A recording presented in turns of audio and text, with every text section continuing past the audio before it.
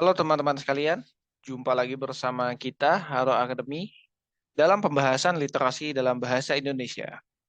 Oke, sebelum kita mulai mungkin kata kunci dalam literasi dalam bahasa Indonesia ya yang sejauh ini dapat kita temui adalah pertama terkait dengan penalaran, kemudian yang kedua terkait dengan pemahaman. Erat kaitannya dengan penyimpulan, erat kaitannya dengan em, banyaknya bacaan yang kita baca seperti itu hingga akhirnya kita dapat terkoneksi, oh ini kesimpulan yang harus diambil seperti itu.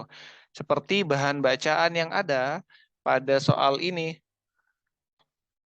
terkait dengan mobil listrik, gimana mobil listrik itu ditemukan, kemudian kenapa adanya mobil listrik dan lain sebagainya, kekurangan, pro kontra, kebijakan dan lain sebagainya. Nah, muncul pertanyaan. Pertanyaan itu berupa pernyataan di bawah ini yang merupakan opini penulis sesuai bacaan adalah, maka kita harus mencocokologi atau mencari tahu opini atau ya kesimpulan dari penulis itu sendiri atau pendapat dari penulis itu sendiri yang sesuai dengan bacaan. Pertama, mendukung kebijakan insentif non-meter yang memberi manfaat langsung bagi masyarakat. Oh, tentunya kita langsung masuk ke bacaan dengan metode scanning dan skimming ya, tidak bisa langsung baca semua. Kebijakan insentif, non-meter dan lain sebagainya ketemu di paragraf terakhir.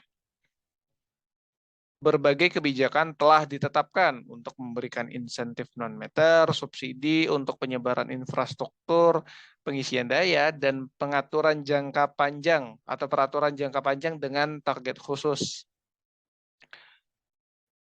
Tapi di sini tidak dijelaskan secara langsung memang yang memberi manfaat langsung bagi masyarakat. Artinya benar kebijakan non-meter tapi tidak memberi manfaat langsung bagi masyarakat.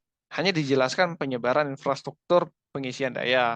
Maka jawaban tersebut kurang tepat. Kita harus pindah ke jawaban yang lain.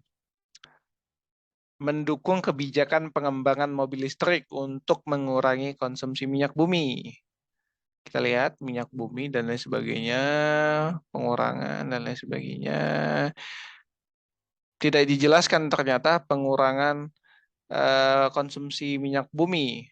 Pengembangan itu untuk pengurangan konsumsi minyak bumi.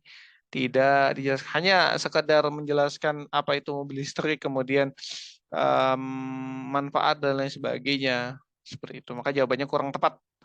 Lanjut, mendukung kebijakan pemerintah yang akan membangun semua stasiun pengisian daya. Ya, dari awal memang sudah di-spill pengisian daya nih. Usaha pembangunan tempat pengisian daya, pengganti pom bensin, dan lain sebagainya, mobil listrik menyebabkan bla bla bla, dan lain sebagainya. Pun yang ada di paragraf ketiga juga terkait dengan pengisian daya yang tidak dapat berkendara jarak jauh itu. Stasiun pengisian daya tidak tersedia di semua daerah, area. Kemudian ada kebijakan yang khusus untuk penyebaran infrastruktur pengisian daya. Dari kesimpulan tersebut, wajar jika ada opini mendukung kebijakan pemerintah yang akan membangun semua stasiun pengisian daya. Ingat ya, opini. Opini artinya VOV-nya dari si penulis. Dia mendukung kebijakan pemerintah yang akan membangun semua stasiun pengisian daya. Relate, relate. Karena itu yang sedang dibahas dari awal sampai akhir. Itu yang menjadi ide pokok bacaan. Tapi kita hold dulu. Kita lihat yang lain. Selanjutnya, mendukung kebijakan penggantian semua mobil bensin dan diesel dengan mobil listrik.